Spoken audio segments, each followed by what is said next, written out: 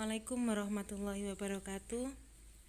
Anak-anak, kembali lagi pada pembelajaran bahasa Indonesia, tetap pada bab yang sama, yaitu surat lamaran pekerjaan. Namun kali ini yang akan kita pelajari yaitu tentang unsur kebahasaan surat lamaran pekerjaan dan menyusun surat lamaran pekerjaan.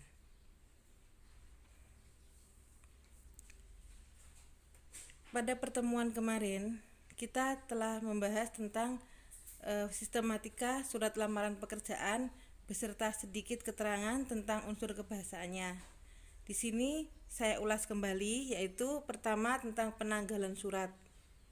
Penanggalan surat, penulisannya dimulai dengan nama kota yang diawali huruf kapital, lalu diikuti tanda baca koma.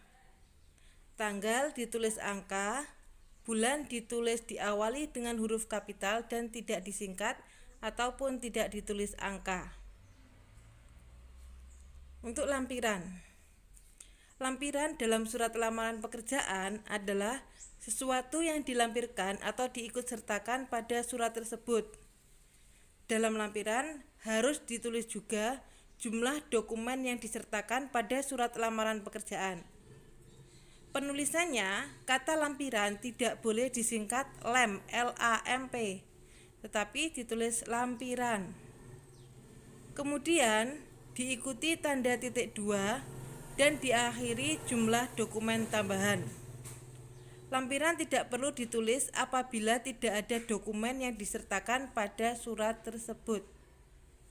Coba diamati contohnya.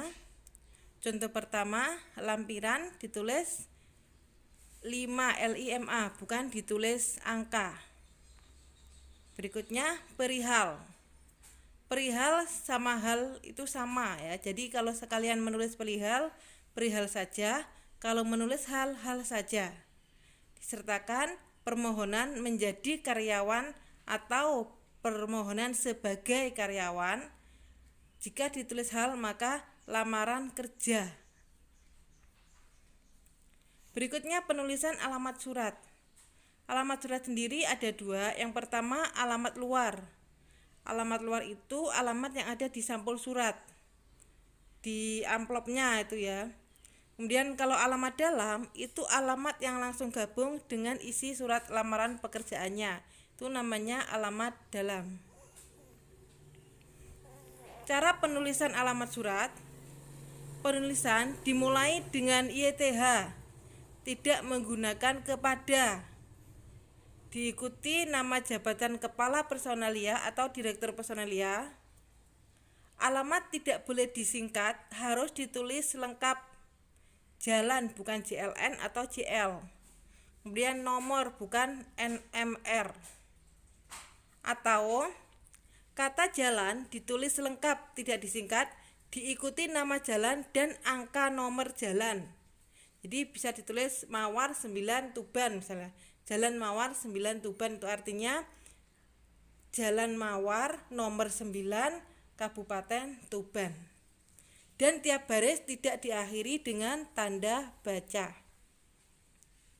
Ini penulisannya. Kemudian salam pembuka. Untuk salam pembuka itu ada banyak macamnya. Bisa assalamualaikum, bisa salam olahraga, bisa selamat pagi, bisa juga salam sejahtera. Akan tetapi dalam surat lamaran pekerjaan atau surat resmi menggunakan bahasa dengan hormat. Penulisannya D-nya menggunakan huruf kapital, kemudian hanya menggunakan huruf kecil, diikuti dengan tanda baca koma. Berikutnya pembuka surat. Paragraf pembuka surat disesuaikan dengan latar penulisan surat tersebut. Apabila mengajukan lamaran berdasarkan iklan di media massa, si pelamar harus mencantumkan nama media, tanggal terbit, dan jenis pekerjaan yang dilamar. Maksudnya di sini tanggal lowongan pekerjaan itu diterbitkan di surat kabar itu di media massa itu tanggal berapa, bulan dan tahun harus dicantumkan ya. Penulisannya dapat dimulai dengan pernyataan sesuai dengan, sehubungan dengan, berdasarkan iklan, dan lain-lain. Hal ini beda dengan pengajuan inisiatif sendiri. Penulisannya dimulai dengan ini, dengan surat ini, melalui surat ini. Itu ada bedanya ya, berarti atas lokernya, informasi loker jika dari media massa atau dari internet, di media elektronik ya, dengan inisiatif sendiri. Untuk pembuka suratnya ada perbedaan kata. Ini contohnya. Selanjutnya, identitas pelamar. Penulisan identitas pelamar dimulai dengan nama, tempat tanggal lahir, dan alamat. Semua kata ditulis dengan huruf pertama huruf kecil kecuali nama pelamar dan kota. Setelah kata tempat diikuti tanda koma. Kita lihat contohnya. Nih. Nama berarti penulisannya huruf kecil, N-nya kecil, diikuti dengan titik 2. Kemudian namanya sendiri menggunakan huruf kapital untuk kata pertamanya. Kemudian tempat, tak koma, tanggal lahir, alamat ya, silakan dicermati contohnya sehingga nanti kalau membuat surat lamaran pekerjaan tidak terjadi kesalahan. Itu untuk pertama, itu contoh yang benar. Kemudian berikutnya ada 2 itu contoh yang salah ya. Oke, selanjutnya penutup surat. Bagian penutup surat itu berisi harapan atau ucapan terima kasih. Huruf pertama pada kata sapaan harus memakai huruf kapital. Contohnya, atas perhatian Bapak atau Ibu saya ucapkan terima kasih. Tuh ya, huruf pertama sapaan dipakai huruf kapital. Lihat di situ ada contoh yang benar dan juga yang salah. Selanjutnya, salam penutup.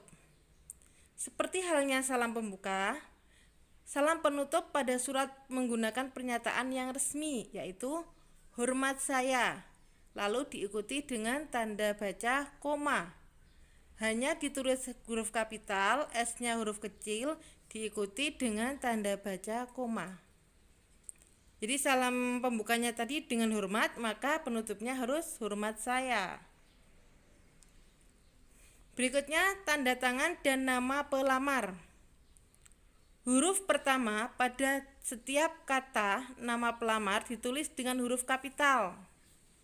Tidak huruf kapital semua, tidak di dalam kurung dan tidak di garis bawahi. Ini yang sering terjadi ya. Jadi yang benar ditulis pertama kata dari namanya itu huruf kapital, tidak diberi tanda kurung, tidak ditulis huruf kapital semuanya. Di situ ada contoh yang benar dan contoh yang salah. Bisa dicermati.